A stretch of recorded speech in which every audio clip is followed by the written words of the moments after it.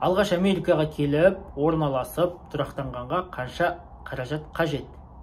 Ол яғни сіздің өзіңіздің отбасылық жағдайыңызға, өмір сүру салт-дәстүріңізге тікелей байланысты. Егер де сіз отбасылы, бір балаңыз бар, әйеліңізбен келетін болсаңыз, ол жағдай мүлдем басқаша. Ең маңыздысы, өз еліңізде болған кезде Booking немесе Airbnb деген сайтқа кіріп, келетін штатыңыздың қаласынан 2 аптаға қонақ үйді жалға алуыңыз қажет. Аэропорттан түскеннен кейін сол қонақ үйге келіп, жатып, демалып, 2 күннен кейін үйді іздеп бастауыңыз қажет. Бұл жақта үйдер көбінесе беріледі. Риэлтормен жұмыс істеген өте ыңғайлы.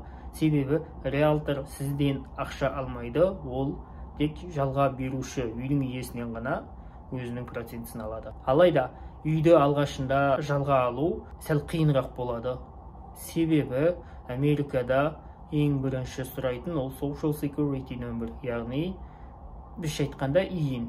Екінші ол сіздің кредит скорыңыз. Кредит скор деген кредиттік рейтингіңіз. Кредиттік рейтингі көп жағдайда сұрайды 650-ден кем болмау керек деп. Және үшінші документ сұрайды, ол табыс көзіңіз. Айына қанша қаражат табасыз, және оны қалай табатынын табыс көзіңізді дәлелдейтін осы 3 қағаз болу қажет. Егер осы 3 документіңіз жоқ болса, алғашында үй алу қиындау болады. Сонымен қатар, егер қандай үй сізге беріледі, қайсы үй сізді мысалы аламыз дейді, соған мүмкіндігінше алғашында тұрып орналасып қалғаныңыз өте абзал. Сонымен қатар, үйдің бағасы қазіргі жағдайда бір бөлмелі үй Майамида 2000-2300 аралығында болды. Ол үйді алған кезде сіз 3 айдың қатармен төлейсіз. Яғни бірінші ай, соңғы ай және бір айға депозит. Ол 2000-ға алатын болсақ, $6000 төлейсіз.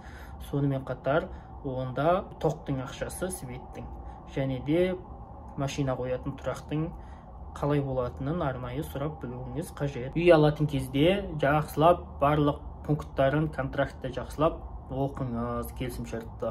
Және де бұл жақта үйлердің көбі беріледі жалға мебельсіз ешқандай. Сіз жиһазды өзіңіз табу қажет болады. Егер жиһазбен тапсаңыз, онда жақсы.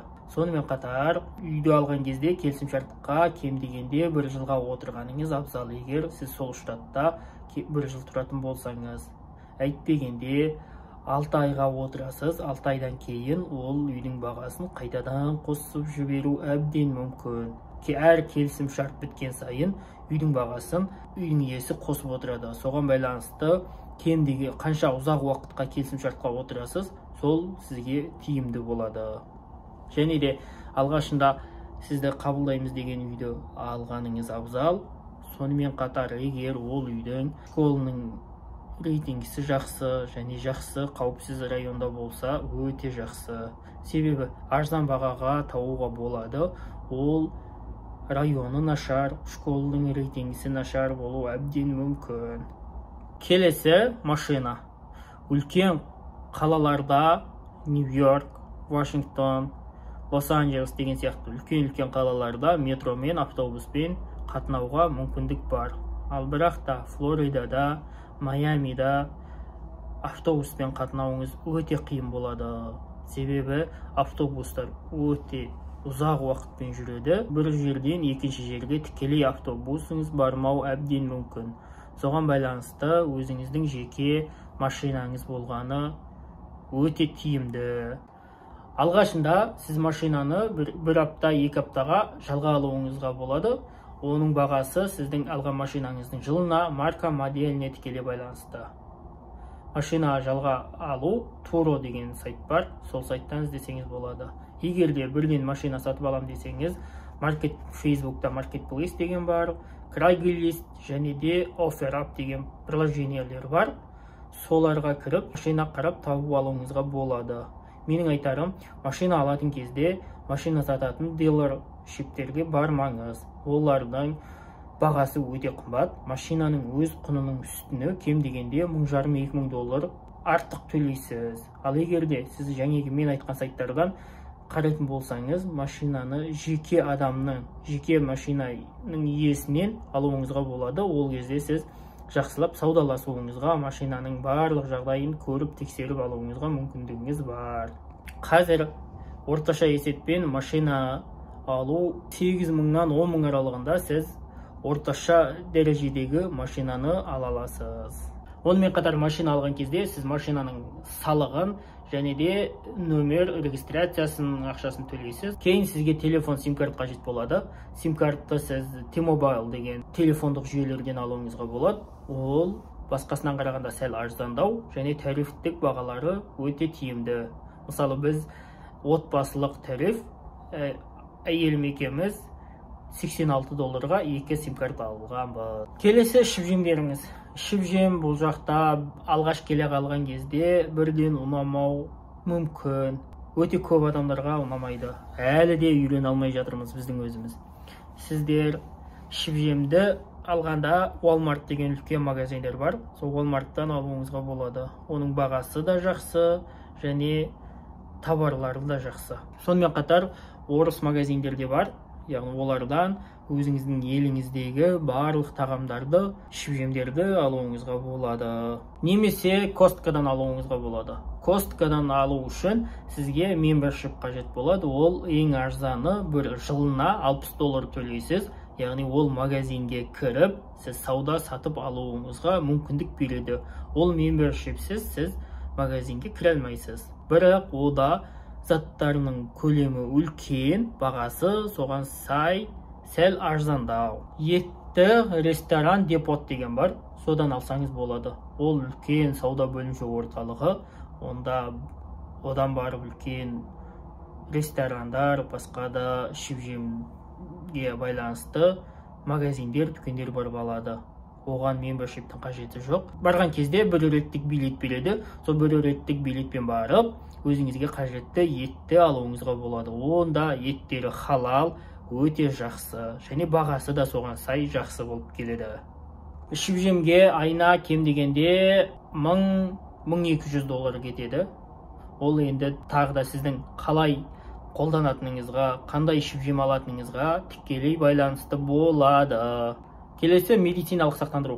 Алғашқы кезінде өзіңізге қажет болмаса медициналық сақтандыру алмауыңызға да болады, бірақ ол өз рискіңіз. Дегенмен медициналық сақтандыру отбасыңызға, балаңызға алғаныңыз өте абзал.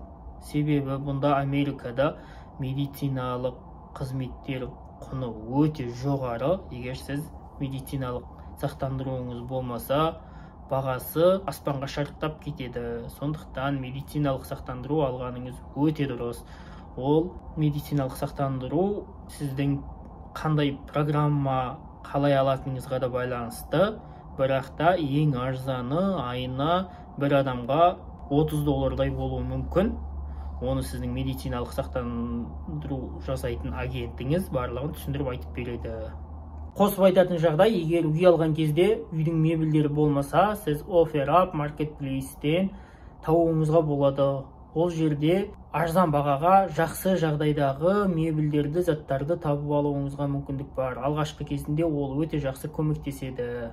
Ол дегеніңіз, яғни OLX-пен бірдей кез келген затты приложениенің ішінен табуға болады. Әрбір жерден өзіңізге қажет мебельді таптыңыз, оларды әкелу үшін U-Haul деген бар. Яғни үлкен трактарды жалға береді. Себебі бұнда Америкада өте көп көшеді адамдар, соған байланысты машина жалға береді үлкен трактарды. Ол әрбір жерде, әр қалада өзіңізді жинап, тасып әкеп алсаңыз болады. Алғашында біз солай жасағанбыз. Басқа жаққа қоныс аудару, иммиграция бұл өте күрделі процесс, өте күрделі психикалық тұрғыдан, физикалық тұрғыдан өте күрделі соққы болып табылады. Соған байланысты келетін кезде өте жақсы мұқият дайындалып, жақсы стратегиямен, жақсы жоспармен келуіңіз қажет. Не себепті келетініңізді біліңіз, қайсы қалаға, қандай жерге келетініңізді анықтап біліңіз, және де қандай мақсатта келгеніңізді біліңіз. Ұшақтан түскеннен кейін болды. Сіз бұнда ешкім емессіз. Сізді ешкім күтіп атқан жоқ. Сіз ешкімді танымайсыз. Мүмкін сіз өз еліңізде депутат, министр, мұғалім, дәрігер, мықты бір бизнесмен болдыңыз. Өз еліңізде ағайын туысыңыздың ортасында, достарыңыздың, таныстарыңыздың барлығының ортасында қиналмай солардың көмегімен емін еркін жақсы өмір сүріп жүрдіңіз. Ал бұнда келгенде сізді ешкім білмейді, ешкім танымайды, сіз ешкімге қажет емессіз, тек өзіңіз ғана. Және де бүкіл жауапкершілік өзіңізде болады. Соған байланысты мұқият дайындалып, ұшақтан түскеннен кейін қайда барам, не істеймін деп есіңіз шығып қалмай, тура сол жоспарыңыз бойынша жүріп, өзіңізді қолға алуыңыз өте қажет. Ұшақтан түскеннен кейін сіз өзіңіз шок боласыз. Ол шокты жеңіп шығуыңыз қажет. Және де көптеген адамдар бұл үлкен күйзеліс, бұл үлкен қозғалысты шыдай алмай, төзе алмай, отбасылық ажырасу және де қайта кету деген сияқты жағдайлар өте көп болады. Соның алдын алу үшін жоспарыңыз, мақсатыңыз міндетті түрде болу қажет. Және де кез келген қиындыққа көнем, төзем деп келсеңіз, Алла қаласа барлығы жақсы болады. Ең бастысы өзіңізге сеніңіз және де алға ұмтылыңыз. Адамдардан сұрағаннан ұялмаңыз. Кез келген затты білмесеңіз сұраңыз, тіл білмесеңіз оқыңыз, үйреніңіз, кітап оқыңыз. Оның барлығы өте жақсы көмектеседі. Егер сізде ешқандай жоспарыңыз болмаса, стратегияңыз болмаса, өзіңіз не істеріңізді білмей шатасып, неше сияқты ойға батып, есіңіз шығып қалуы әбден мүмкін. Сондықтан еліңізде болғанда арнайы жоспарлап, арнайы бағытпен, арнайы стратегия құрып, сонымен келіңіз. Еліңізде болған кезде үлкен дайындықтарыңызды жасаңыз. Қаншама ерте дайындық жасайсыз, соған байланысты өзіңізді сенімді және өзіңізге ыңғайлы болады.